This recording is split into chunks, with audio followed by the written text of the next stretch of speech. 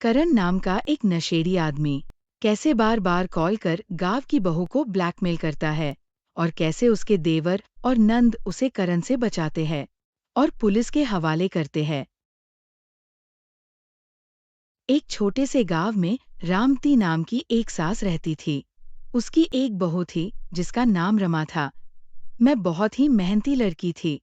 रमा के पास एक देवर और दो नंद थी जो काफी होशियार और तेज थी। कुछ दिनों से रमा के मन में तूफान मचा हुआ था। उसे एक अनजान नंबर से धमकी भरे फोन आ रहे थे। कोई उसकी पुरानी तस्वीरों को सार्वजनिक करने की धमकी देकर मोटी रकम मांग रहा था।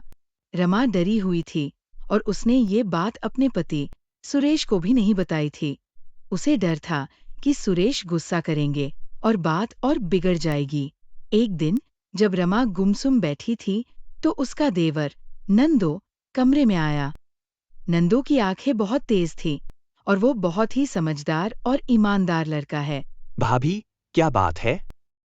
आजकल आप थोड़ी परेशान दिख रही हैं। रमा घबराते हुए, नहीं, नंदो ऐसी कोई बात नहीं है। थोड़ी तबीयत ठीक नहीं है बस। नंदो आंखों में देखते हुए, भाभी, मुझसे झूठ मत बोलिए। मैंने आपको कई बार उदास देखा है। अगर कोई परेशानी है तो मुझे बताइए। मैं आपका देवर ही नहीं, आपका दोस्त भी हूँ। तभी दोनों नंद भी गेट पर आकर खड़ी हो जाती है, जो कि दोनों की बात सुनना चाहती थी। रमा नंदो की बातों से थोड़ी हिम्मत जुटा पाई। उसने हिचकिचाते हुए उसे धमकी भरे फोन के बारे में बताया। नंदो ध्यान से सब सुनता रहा। क्या? कौन है वह जो आपको परेशान कर रहा है? आपने पुलिस को क्यों नहीं बताया? मुझे डर लग रहा था। नंदो और सुरेश को बताने में भी हिचकिचाहट हो रही थी। नंदो आश्वस्त करते हुए, आप चिंता मत कीजिए, भाभी। मैं हूं ना। हम मिलकर इस ब्लैकमेलर को पकड़ेंगे। नंदो ने रमा से उस नंबर के बारे में और जानकारी ली जिससे फोन आ रहे थे। उसने रमा को कहा कि वह किसी को इस बारे में न बताए और खुद ही उस ब्लैकमेलर का पता लगाएगा। दोनों बहन ने सारी बात सुन ली। दोनों बहन गुस्से में अंदर आती है। भाभी, आपने इतनी बड़ी बात हमको नहीं बताई। नंद की बात सुन रमा को रोना आ जाता है और रोते हुए बोली, मुझे डर लग रहा था कहीं सुरेश मुझे घर से न निकाल दे, इसलिए मैंने अभी तक किसी को कुछ भी नहीं बताया था। भाभी रो मत, अब सब ठीक हो जाएगा। हम आपके साथ हैं। अगले कुछ दिनों तक नंदो और उसकी बहनें चुपचाप उस नंबर की छानबीन करती रही। नंदो अपने कुछ दोस्तों की मदद लेता है जो शहर में काम करते थे। आखिरकार उसे पता चला कि वो नंबर गांव के ही एक लड़के करण का है जो बुरे संगत में पड़ गया था और जुए में काफी पैसे हार गया था। नंदो और उसकी बहनों ने करण को रंगे हाथों पकड़ने की योजना बनाई।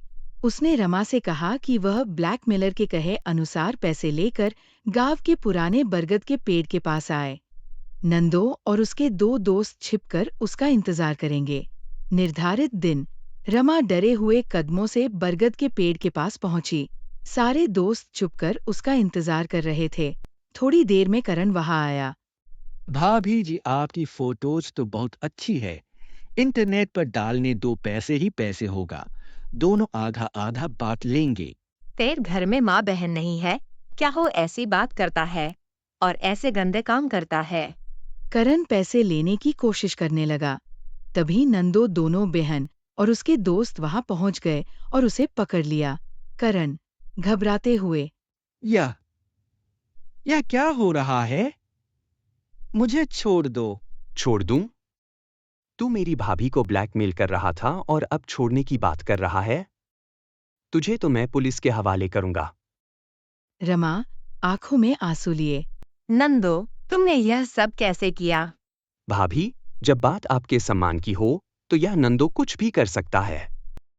आपने मुझ पर भरोसा किया और मैंने आपका भरोसा टूटने नहीं दिया। थोड़ी देर में पुलिस आकर करण को लेकर चली जाती है। सारे घर आकर ये बात माँ जी और सुरेश को बताते हैं। सुरेश भी ये सब सुनकर हैरान रह गया। उसे अपनी पत्नी की परेशानी के बारे में जानकर दुख हुआ और नंदो की समझदारी और बहादुरी पर गर्व हुआ। नंदो, तूने आज हम सबका सिर गर्व से ऊंचा कर दिया। धन्यवाद। यह तो मेरा फर्ज था, भैया। भाभी मेरी माँ जैसी हैं। उस दिन से रमा और नंदो का रिश्ता और भी मजबूत हो गया। रमा ने जाना कि एक सीधा सादा दिखने वाला देवर भी मुश्किल समय में कितना बड़ा सहारा बन सकता है। ये कहानी दिखाती है कि कैसे एक समझदार और साहसी व्यक्ति परिवार को बड़ी मुश्किलों से बचा सकता है और रिश्तों को और भी गहरा कर सकता है। अगर हमारी वीडियो अच्छी लगी हो तो लाइक, शेयर एंड सब्सक्राइब करना ना भूलें।